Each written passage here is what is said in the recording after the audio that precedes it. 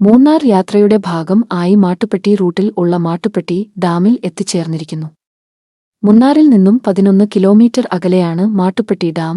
അണക്കെട്ട് എല്ലായ്പ്പോഴും പ്രവർത്തനക്ഷമമാണെങ്കിലും മാട്ടുപ്പെട്ടി തടാകത്തിലെ ജലാധിഷ്ഠിത പ്രവർത്തനങ്ങളിൽ പങ്കെടുക്കാനോ മുകളിൽ നിർമ്മിച്ച റോഡിലൂടെ അണക്കെട്ടിന് കുറുകെ നടക്കാനോ നിങ്ങൾ ആഗ്രഹിക്കുന്നുവെങ്കിൽ നിങ്ങൾ ചില സമയക്രമങ്ങൾ പാലിക്കേണ്ടതുണ്ട്.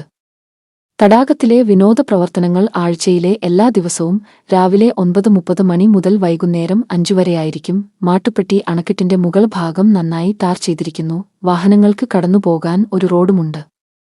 237.75 മീറ്റർ ദൈർഘ്യമുള്ള ഈ ഭാഗത്തിലൂടെ കാൽനടയാത്രക്കാർക്ക് പോലും നടക്കാൻ കഴിയും.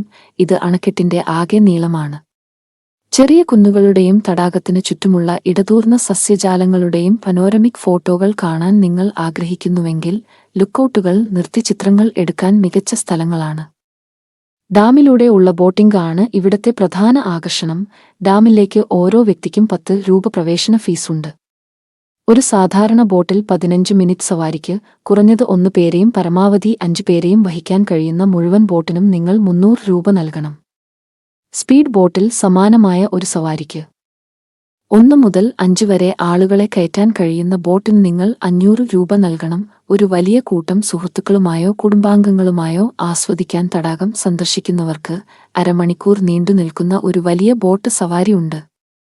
20 അതിഥികൾക്ക് ഇരിക്കാവുന്ന ഈ ബോട്ടിന് ആകെ 700 രൂപ ഈടാക്കുന്നു. ജലവിനോദങ്ങൾക്ക് പുറമേ ഒരാൾക്ക് 50 രൂപ നിരക്കിൽ തടാകക്കരയിൽ കുതിരപ്പുറത്ത് സവാരി ചെയ്യാനും നിങ്ങൾക്ക് കഴിയും.